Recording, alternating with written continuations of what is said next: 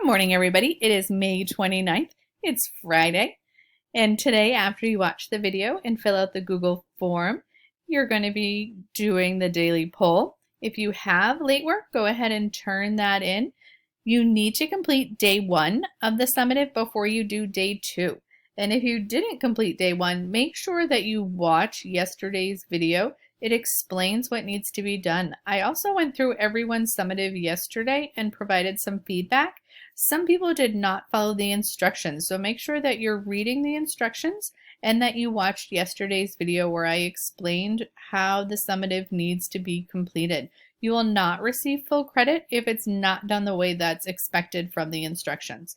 So if I gave you a comment about fixing what you did, you need to do that. Once that's done, you can move on to day 2 of the summative, hand that in, and then work on the fun activity picture contest. Everything is linked in my virtual classroom for you. When you're looking at the documents today, you're going to be doing document C, which is a map and has 5 questions associated with it, and then document D, which is a short paragraph and has 5 questions associated with it. Remember from the instructions that you need to rewrite that question and put the details from the question into your answer. So whereas it says which invaders from the Roman Empire came from the furthest point east, the Roman Empire, invaders, and farthest point east need to be in the answer to your question. Saying they came from here is not an acceptable answer.